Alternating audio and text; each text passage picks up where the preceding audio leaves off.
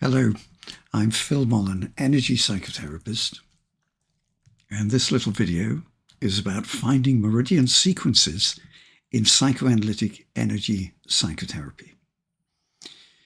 Now, it probably will not make much sense at all if you are completely unfamiliar with the world of energy psychology and energy psychotherapy.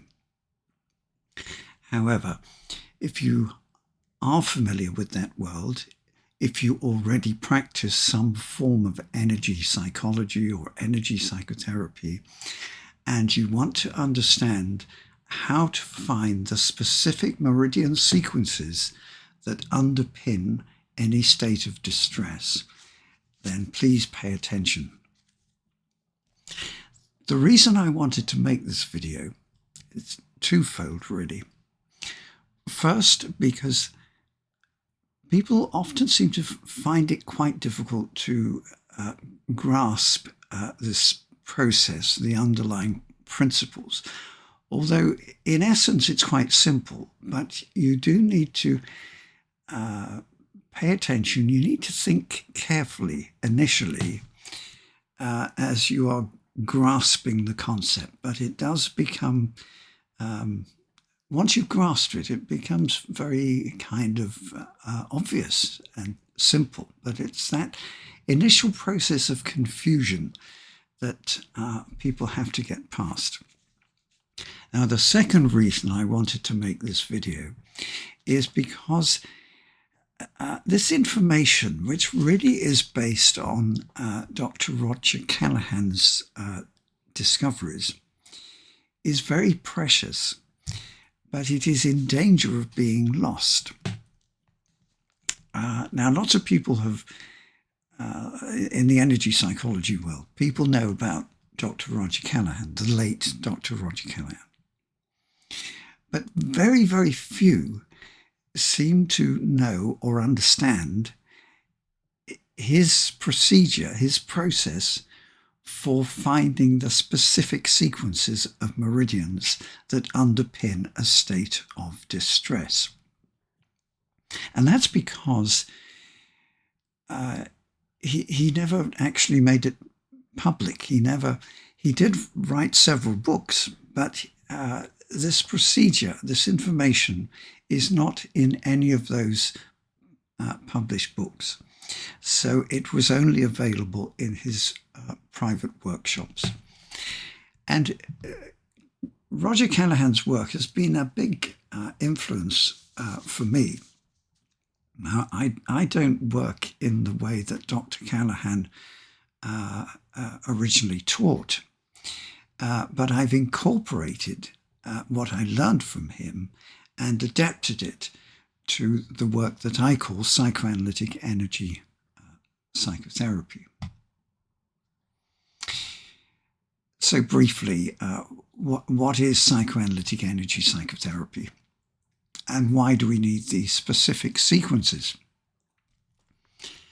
So it's a form of energy psychotherapy, and it retains qualities of psychoanalysis, particularly free association and the attention to formative childhood experiences and the unconscious mind.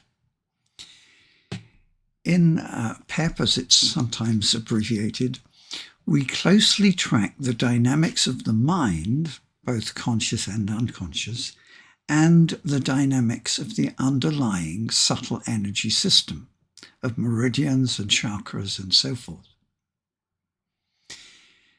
It was Dr. Roger Callahan, originally as long ago as the late 1970s, when he was working with the chiropractor George Goodhart in the field of applied kinesiology.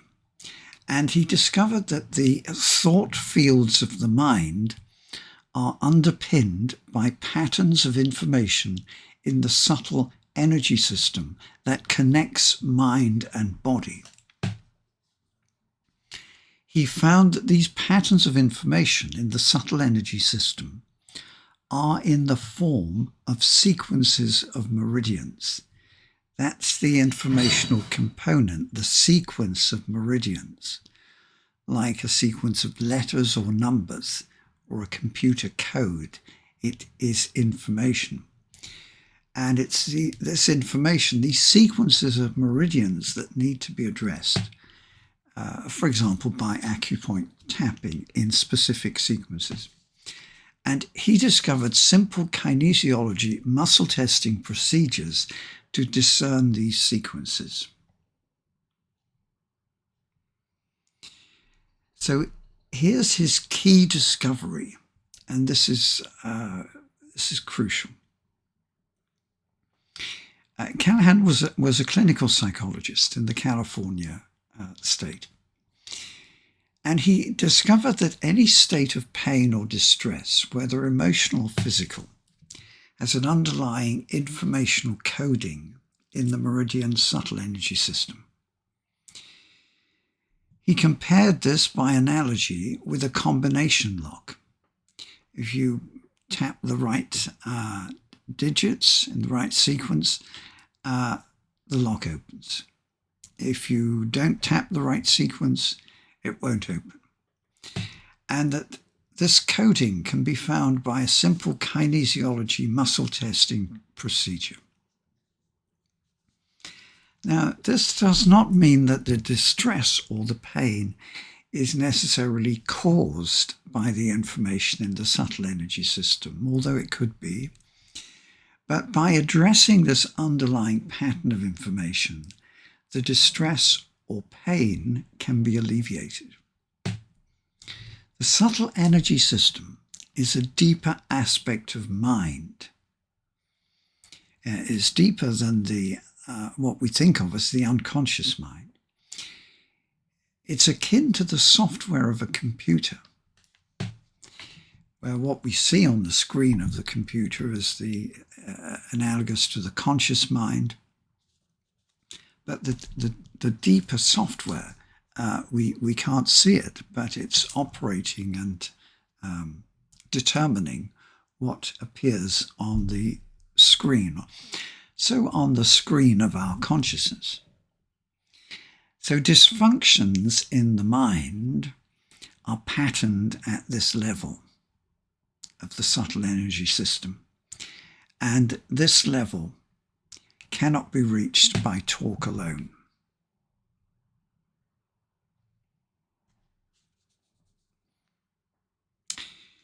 Now, I find that confusion when first encountering the subtle energy system is entirely normal. This is what happens.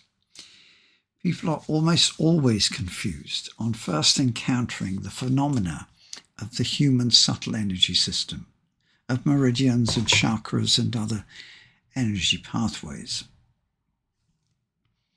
The confusion is compounded by the novelty of muscle testing, sometimes called energy testing, since we're not testing muscles per se, but we're using muscle tone as a signaling system, as a kind of biofeedback signaling system. Now, very interestingly, Professor William Tiller found that the human subtle energy system functions at what he called a higher gauge. That is a set of physical rules that are different from those rules governing our ordinary three-dimensional reality. So the subtle energy system functions within higher dimensions whose geometry simply does not fit our conventional space-time. So our brains simply cannot grasp it, because our brains have evolved to work in three-dimensional space, and these higher dimensional geometries are beyond the capacity of our brain. This seems to result in a kind of initial stupidity. And stupidity, I'll use that word, because that is how it appears, really, like a drop in intelligence when people encounter the subtle energy system. And this is apparent sometimes in a kind of intellectually sub-optimum responses given by some of those who are highly skeptical. So it can be a highly intelligent person, but when they encounter phenomena to do with the subtle energy system, they become a bit stupid. Fortunately, this phase of initial confusion usually passes if we are patient and wanting to understand. It's important to note that the subtle energy system is not actually a theory, it's a feature of reality. We can, of course, construct theories and hypotheses about it, but in itself, it's not a theory, it's an aspect of reality, albeit one that in general is little understood.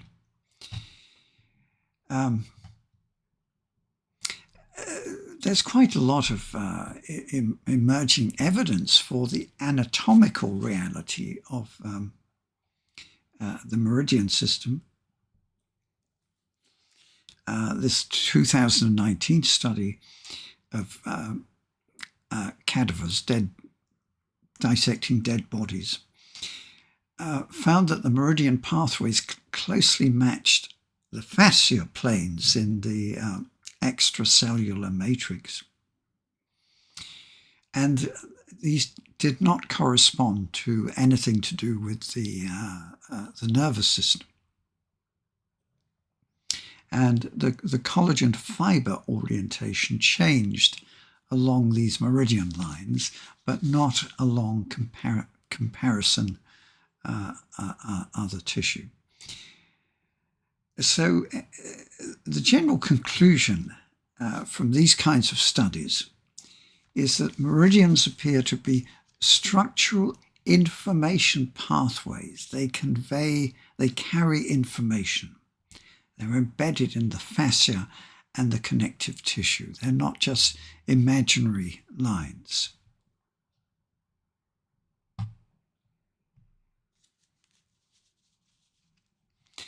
Now, Callahan's original procedure for finding meridian sequences predominantly related to rather fixed thought fields, as he called them, the thought field, the field of energy and information.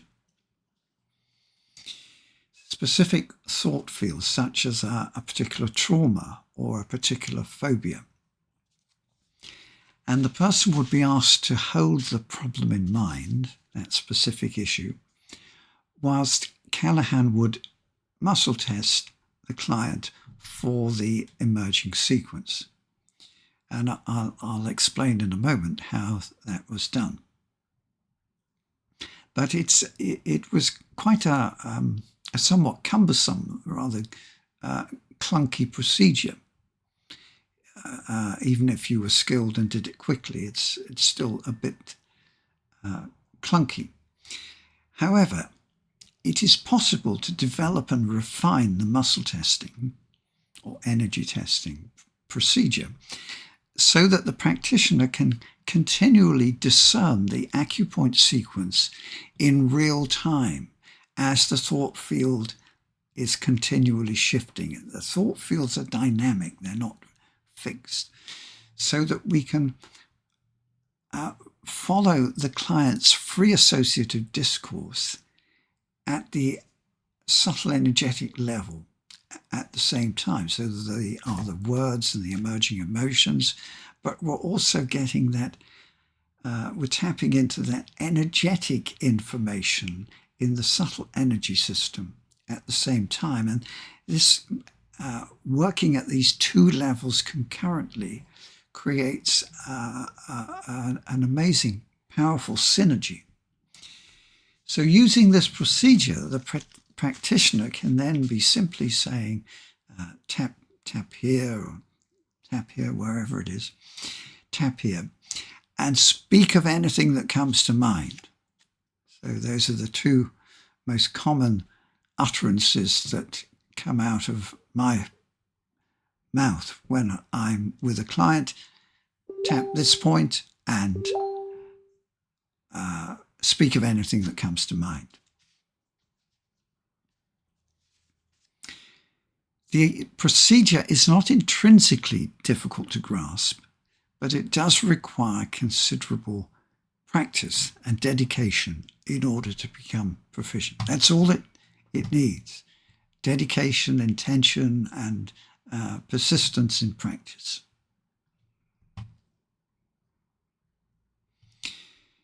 So, what does this involve?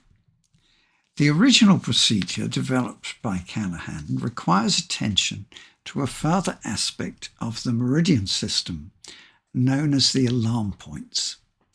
These can be considered the meridian signaling system. Now, a bonus of this work, of learning about the alarm points, is that the practitioner gains an embodied awareness of the subtle energy system. These alarm points are often somewhat tender. So you really get a sense of that subtle energy system in your own body. In Callahan's original procedure, the client would be asked to think about the problem while Callahan muscle tested his arm. The muscle tone would go weak because the client was accessing distress. Callahan would then ask the client to put fingers on the various alarm points in turn. Now, here's the crucial thing, that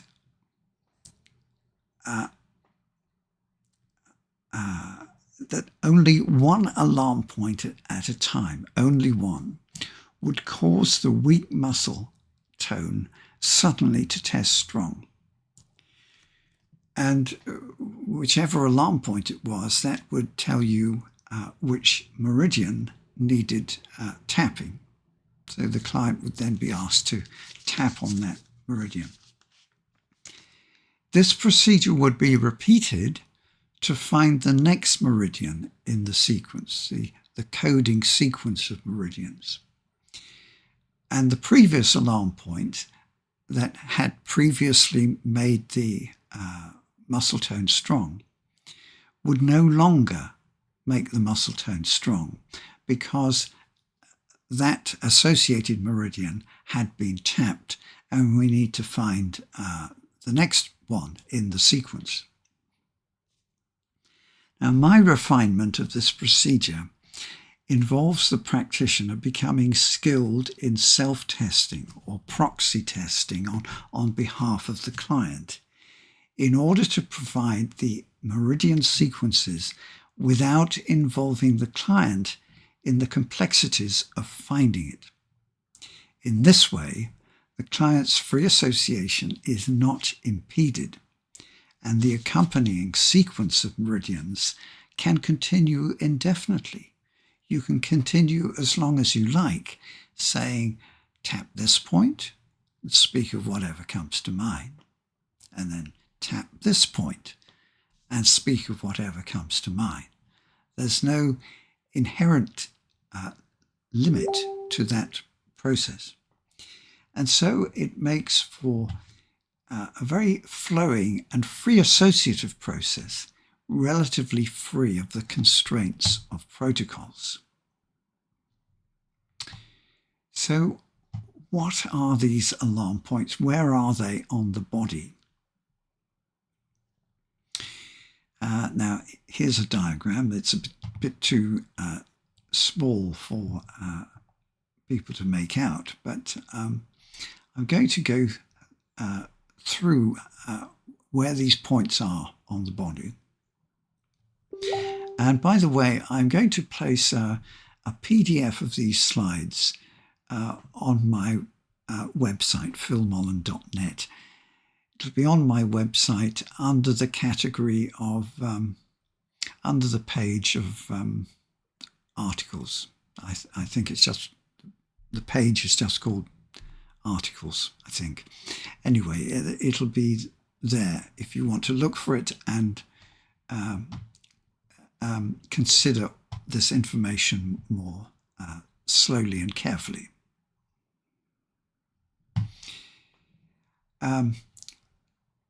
So let me just go through the alarm points. There are 14 points I'm going to describe. And roughly I'm going to be working up the body from the lower torso upwards. So the bladder meridian alarm point is the top of the pubic bone. And the bladder meridian tapping point is inside the eyebrow. The small intestine meridian alarm point is halfway between the top of the pubic bone, where we just were, and the navel. So it's in the center of the abdomen. The tapping point is the side of the hand. The large intestine meridian point is about an inch or so in from the hip bone. It's just under the level of the navel, an inch or two in from the hip bone. And you can often sense these points if you feel around carefully. The triple heater or triple warmer meridian alarm point, it's also sometimes called the thyroid meridian. I think John Diamond tended to call it that. That's about an inch under the navel center. The tapping point is the back of the hand between the knuckles of the little finger and the ring finger. And I forgot to tell you where the large intestine tapping point is. That's the side of the first finger, thumb side. Actually, there's an error on the slide there. It's the first finger.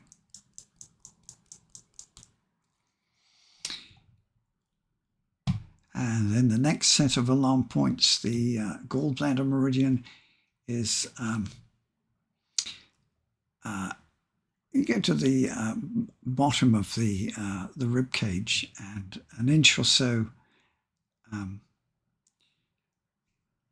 towards the if you go to the bottom, the center of the rib cage, and move an inch or so towards the side, curved inner edge of the lower rib cage, you'll find it there. The tapping point is the side of the eye. The spleen meridian alarm point, it's where your body bends at the waist, either side. And the tapping point is the side of the body level with the male nipple or the side of the female bra strap. The kidney meridian alarm points are, you reach around your back to the kidney area, either side, like the top of the kidneys. The tapping points are these familiar collarbone tapping points, ends of the collarbones in the center. The stomach meridian alarm point, well, it's in the stomach area in the center of the body, stomach area. The tapping points are under the eyes.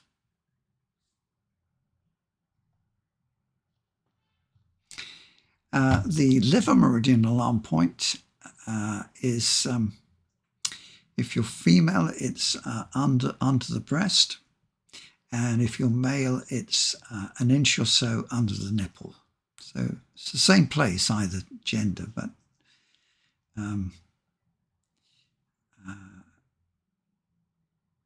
yeah. And the tapping points are the same place. The heart meridian alarm point is under the rib cage, right in the center. And the tapping points are inside the little finger, side of the nail, little finger. The heart protector, as opposed to the heart meridian, the heart protector meridian is the center of the lower chest. In males, it's just under the nipples, but in the center. And females, it's the same position. The tapping point is the side of the middle finger facing the thumb side of the middle finger.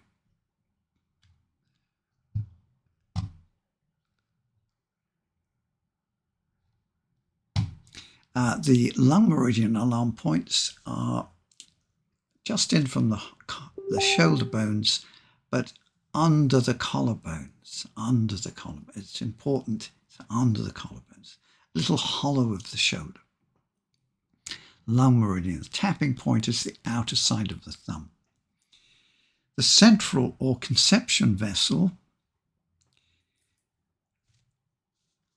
is on the chin, just under the lip, and the tapping point is the same.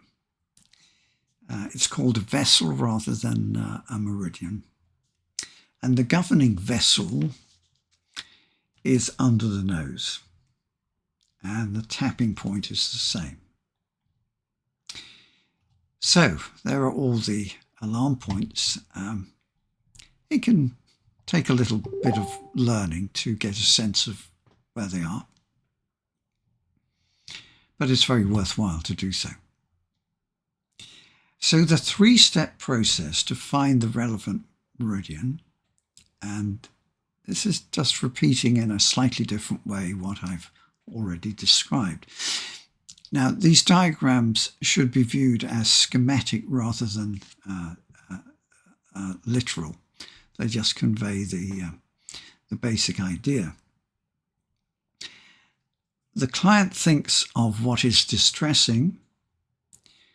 The muscle tone weakens if the practitioner is pressing on the client's outstretched arm. In the original Callahan procedure, the muscle tone would go weak. You then find the alarm point that makes the muscle tone suddenly strong.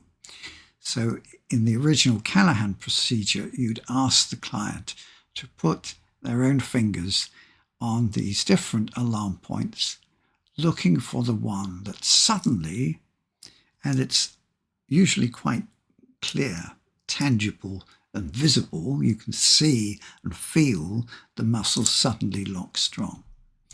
And that's telling you which meridian then needs to be tapped on. Now, people often do seem to get confused about muscle testing, and it's not that it's inherently confusing. It's just that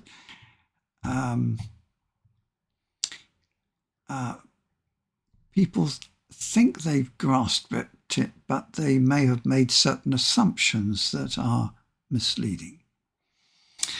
That leads to confusion. So kinesiology muscle testing, it's a very simple skill that can be very useful. It does require a definite period of learning and practice and a clear understanding of its limitations.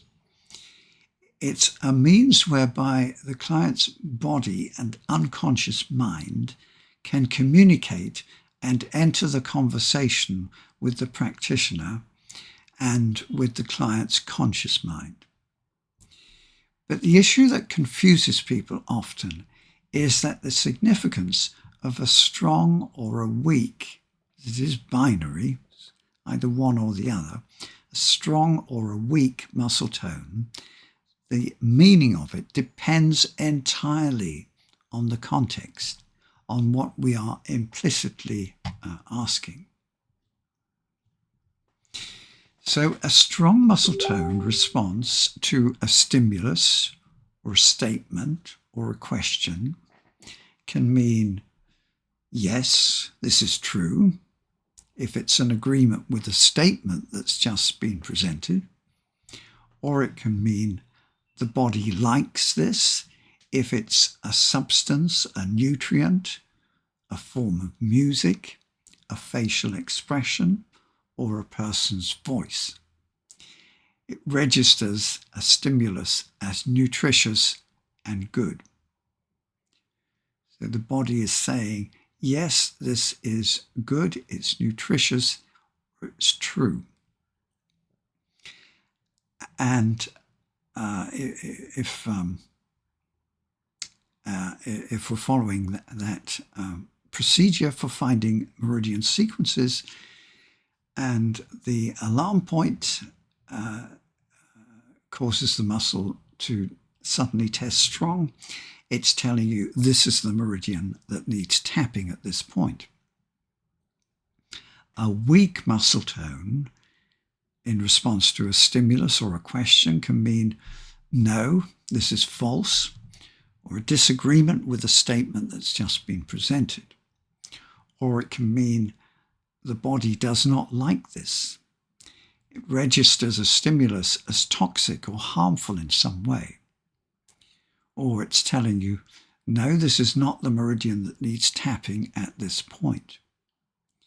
So it's saying this idea or this thought or this memory carries distress. Or it might be telling you, no, this hypothesis you've come up with is not true or not relevant. It's a very good way of quickly testing hypotheses about what's going on in a client's deeper mind. So some thoughts or stimuli are strengthening and some are weakening. I'm sorry about the way that's part of the upper part of this and some other slides has been is cut off. So some things, some thoughts, some stimuli, some forms of nutrients strengthen the energy system, and some cause it to shrink or be depleted.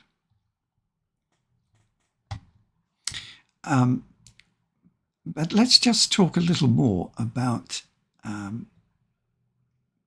strong and weak muscle tone. So when we ask a person to think about something troubling, the tone of the muscle being tested goes weak. This is the natural and consistent response to distress. So we can then look for an alarm point which, when stimulated, causes the weak muscle to go strong. So, for example, if the heart meridian alarm point makes the weak muscle lock strong, this indicates that the heart meridian should be tapped at this point. And the tapping points are mostly not the same as the alarm points.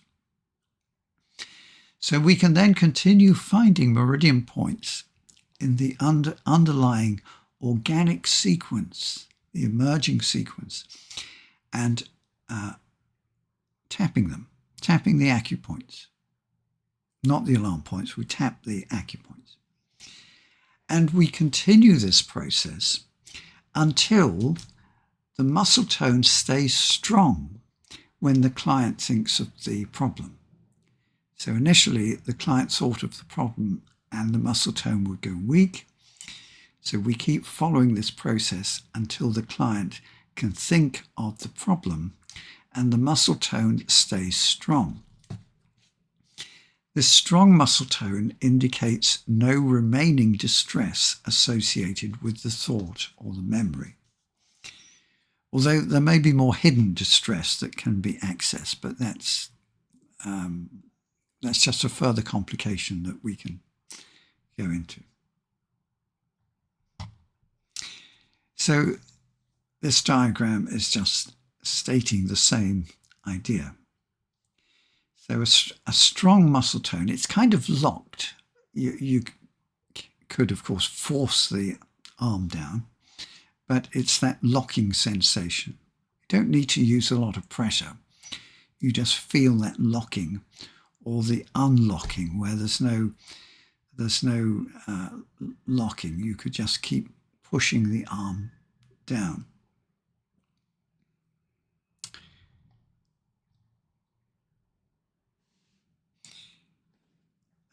So we use that procedure if you're following the Callahan original method. You find the alarm point that will cause the weak muscle tone suddenly to test strong, and you ask the client to tap that relevant meridian, and then you find the next one. But here's a subtle paradox which is quite important to understand. If it doesn't make sense initially, ponder it until you grasp it. If we muscle test a person in the clear, as it's sometimes described, that is, testing the muscle tone without asking them to focus on any particular thought and without presenting any particular stimulus, we might then systematically check through the meridian alarm points, and we find one that tests weak. So here we're starting from a strong muscle tone. We're saying to the person,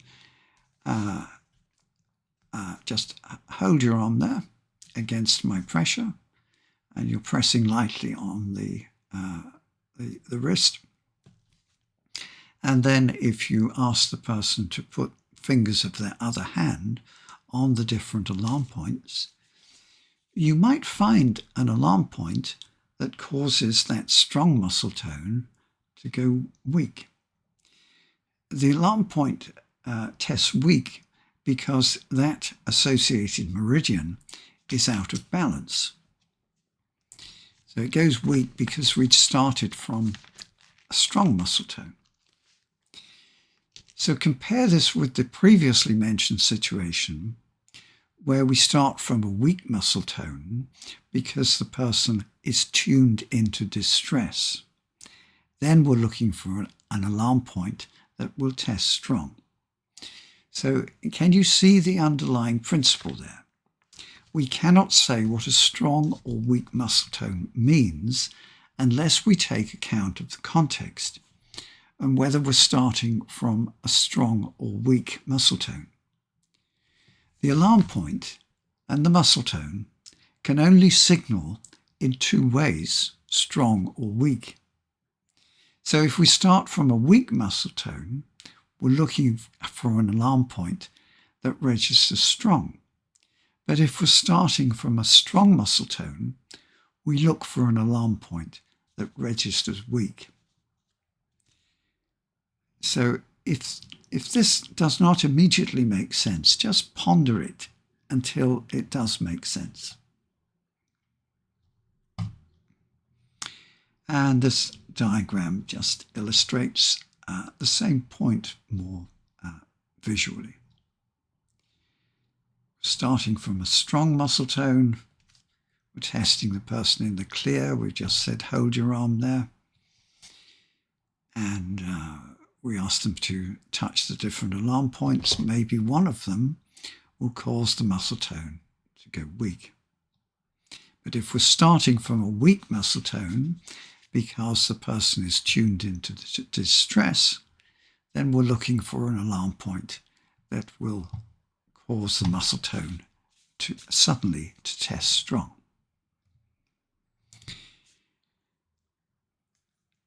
In the Callahan procedure just described, the client is asked to place fingers on the alarm points on his or her own body in order to find the one that makes the arm strong, the one at a time. A striking but quite reliable phenomenon is the same effect is found if, while testing the client's arm, so putting light pressure on the client's outstretched arm, whilst the client is tuned into distress, when the practitioner, not the client, when the practitioner thinks of the relevant one, the client's muscle tone gives a clear, strong response. This is quite striking. but it's usually very, very clear indeed. So whilst initially surprising, this illustrates how client and practitioner form one communicating energy field. That's just the reality of it. Now then, a second stage in refining this process, a more radical development, is for the practitioner to energy test, that is to muscle self-test, usually some procedure with the fingers. There are different kinds of self-tests people can use that are reliable and discreet. The practitioner energy tests on behalf of the client, proxy for the client, to find the sequence. So we might say that from a psychoanalytic perspective, it may be viewed as the use of the energetic countertransference. It's commonplace in the psychoanalytic world to think of the psychotherapist's emotional countertransference, our emotional response to the client, the patient, as providing information. It's not just our own personal responses. It contains information about the patient. And it's the same sort of principle. We are making use of information in the energetic countertransference when we energy test on behalf of the client. This is surprisingly effective and allows work to be done at a distance during phone or video calls. It also relieves the client of being part of the task of finding the sequence and the meridian points, so that the client can just be fully focused on their own thoughts, emotions, sensory observations, and free associations. The process of tapping and talking can then continue and evolve organically.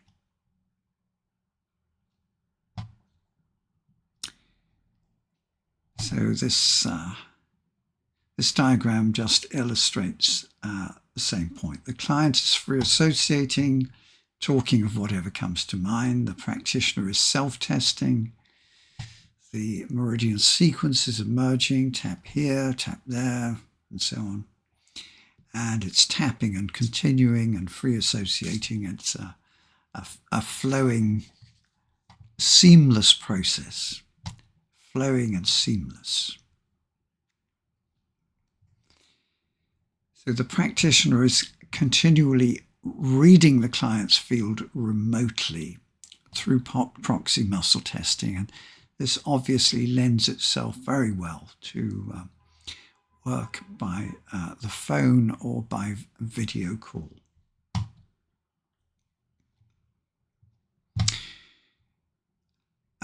So that's essentially the points I wanted to convey about finding meridian sequences as a component of psychoanalytic energy psychotherapy. There are many other features of PEP which I haven't covered in this little video, such as tracking the roots and origins of the psychological reversals, which are so important. These are the patternings that hold the problem in place. It can also be important to find the age of key parts of the personality involved in a problem. These are the points of developmental fixation due to trauma. So there's a lot that is consistent with Freud's original framework. And the process of releasing trapped or reversed libido, the hidden pleasure energy that is invested in the problematic patterns. It's not conscious pleasure, but the pleasure energy of libido gets trapped in these early traumas and early patterns of stress. And regarding transference, which of course psychoanalysts consider supremely important, we follow the original Freudian stance that transference is a form of unconscious memory and that it is an illusion, a misperception of the present in terms of the past. Now, the concept of transference has rather morphed over the years since Freud's original view of it, and it's morphed in ways that have not always been made explicit. So it's a kind of, rather, in my view, an insidious morphing, losing Freud's original clarity. That Freud said, and this can seem quite shocking to contemporary psychoanalysts, Freud said that the task is to relocate the material in the original realm of memory and to free the person from what Freud called this menacing illusion of transference. So in contrast to a lot of contemporary psychoanalysis, we do not work in the transference. We try to help the person get out of the illusion of transference, and we're focusing on the original formative and traumatic experiences and the original patterns of conflict, and we are addressing them at the subtle energy level to clear those patterns and release the person and their subtle energy into the present. So, further information. There's a lot of information on my website, philmollen.net. I have an older website, but this is the newer one, philmollen.net. And I will place a PDF of these slides in the articles section of the website. There are also a lot of articles that may be of interest in my blog section on my website. Lots of short articles on different aspects of energy psychotherapy and other topics as well. The Association for Comprehensive Energy Psychology, ACEP, is the professional organization, the international organization for people involved in energy psychology work. There is a UK-based training in energy psychotherapy.